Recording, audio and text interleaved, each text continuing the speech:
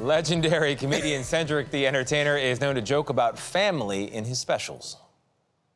I got a cousin be excited to see me every time he see me. He be like, hey, cuz, hey, man, when the last time you got them down here, man? When the last time you did, boy? Huh?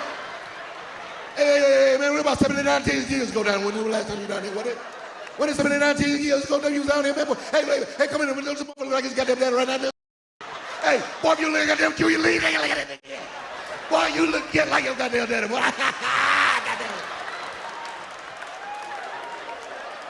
What?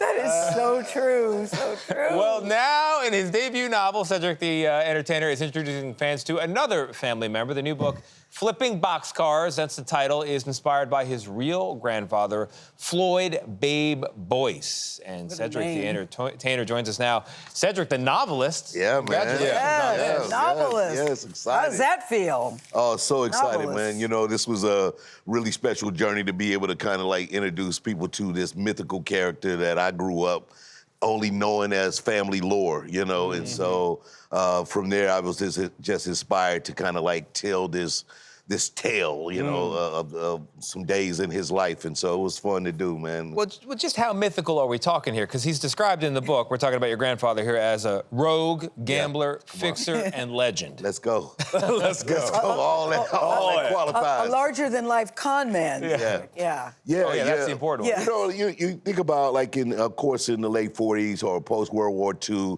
again, you know, we're living in America, Southern City. He was a guy who had entrepreneurial spirit and attitude, but he was just, you know, again, you know, relegated to those things that only black guys can do. And so bootlegging was one of them. You know, he did have a restaurant with my grandmother, and then we kind of like started to fill out the story from there, like, you know, all this, you know, this caper that happens. Yes, but he seems to want to do the right thing. He loves his wife. He has 3 children. Yeah. Wants to do the right thing by his family, but he keeps getting in deeper and deeper and deeper. And in this book, you have cliffhanger after cliffhanger after cliffhanger, including how it ends. Yeah, you know, I mean, it was so much. It was such a robust story, and I was having a great time doing it. And I had all these kind of like tales. I'm trying to motivate people to understand. Like, I started out writing this as a TV series, so that's what happened. Okay. Like, and then the opportunity to write a novel kind of came about. And so I see this very serialized, so that's why it doesn't end like with this definitive ending, because Babe just keeps living, and of course he lives emotionally in me. So I often will just again visualize other stories or places he's been, and I tell the story from there. It's gambling, it's the Klan, it's racism, it's a love story, it's a family story. Yeah. You tell a lot in this book, Cedric. What's your motivation here? Well, I mean, that's the thing about it. I think our connection to family, you know, really I started to think about my kids. When I grew up, I probably knew 20, 30 of my cousins, like close-knitted. And now my kids probably know 4 to 6 of theirs. And I started to think about, we don't go back like generationally and find out like who we from or where we're from. And so this made me think about like my connection to someone I'd never met, but you know, people say, you just like him. Oh, you just like your granddaddy. You know, like how could I be? You know, but that DNA runs deep. Yeah, and when you talk about the entrepreneurial spirit, seems like he was a hustler. You have the hustler spirit. Yeah. You're a man of many hats, both literally and figuratively. Yeah.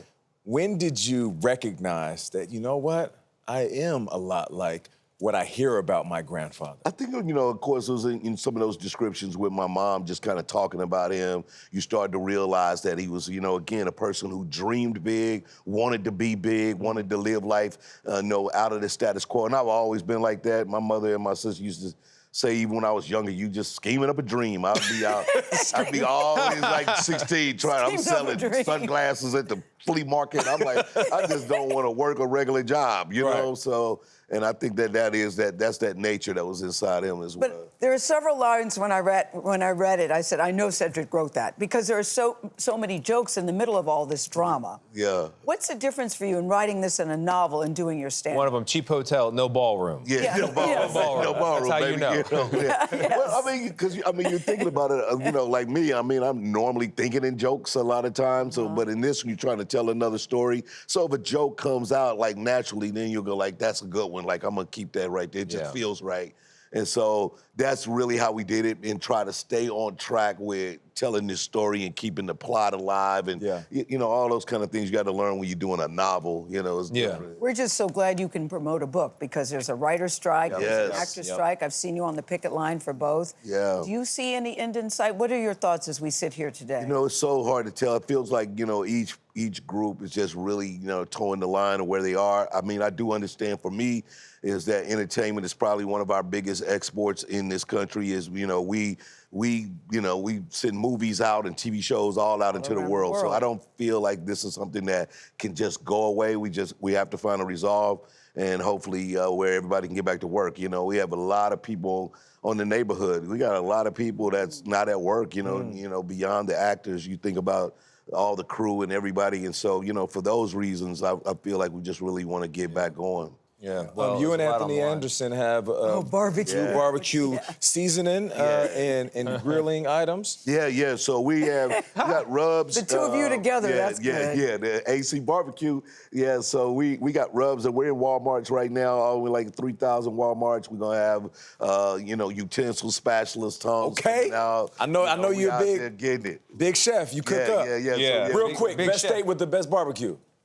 I'm gonna go with Missouri. I know, you know. Okay, all right. Kansas City. You know, I'm from St. Louis, but Kansas City, they kind of known. But I'm St. Louis, though. St. Louis all day. Let's go. Cedric the Entertainer, a.k.a. Popsy, because you're grandfather as well. Thank you very much. The novel Flipping Boxcars goes on sale Can't wait for the tomorrow. sequel. This is CBS Mornings.